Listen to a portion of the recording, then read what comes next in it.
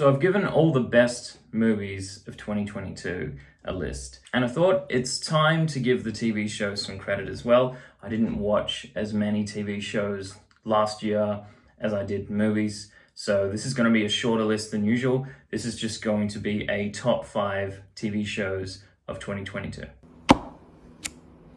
Coming in at number 5 is Love, Death and Robots Season 3. It had some absolute banging episodes.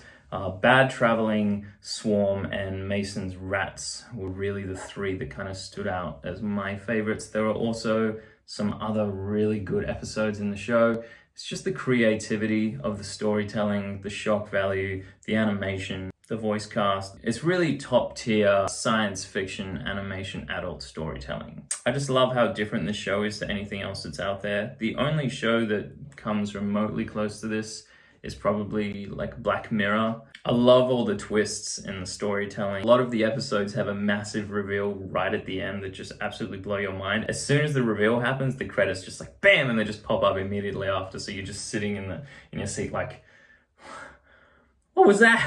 Like, it gives you like 10 seconds to process what just happened, and then it just throws you straight into the next episode of new animation, new characters, and a completely different set of storytelling. Number 4 is Reacher, Season 1. Alan Ritchson blew it out the park with this. His performance was just incredible. I haven't read any of the books, so I don't really know how accurate the show is to those.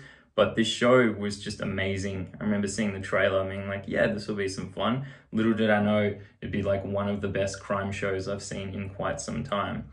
I just love Reacher as a character. I love how confidently intimidating he is, but at the same time, he's just so calm and controlled. Every scene that he's in, he just steals it. The murder mystery element of the show, trying to figure out who the serial killer is of these like extremely brutal murders. This show was absolutely incredible. They're filming season 2 at the moment, and I can't wait to watch that when it comes out. Number 3 is Peacemaker, Season 1.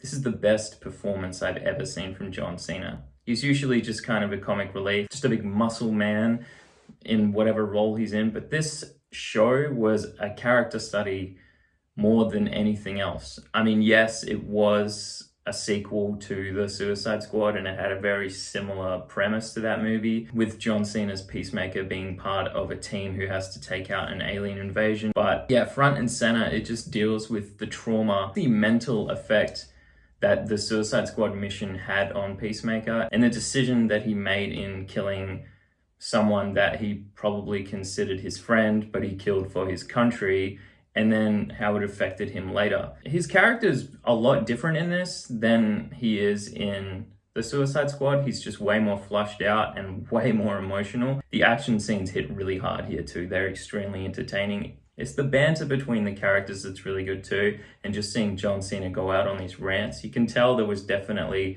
some improv in this, and John Cena is actually a legitimately hilarious guy, so you could tell that James Gunn just let him go wild a few times. Peacemaker's sidekick, Vigilante, was just hilarious. Like, as funny as John Cena is as Peacemaker, Vigilante stole the show. He was absolutely the funniest character on screen when he was on.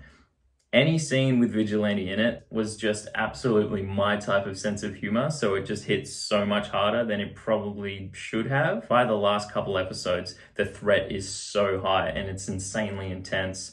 With each episode ending on a cliffhanger, you just want to like binge straight through them all.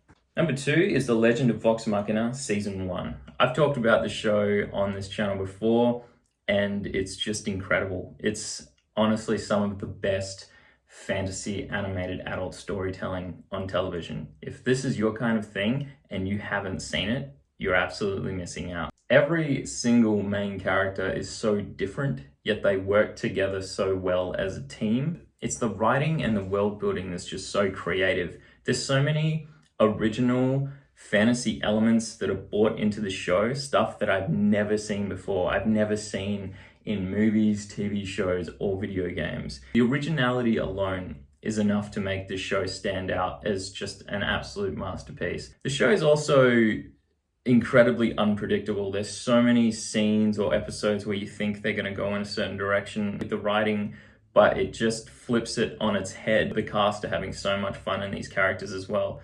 Season 1 definitely focused on Percy more than anyone. Even though everyone in the team is a main character, Percy was definitely the main character of season 1.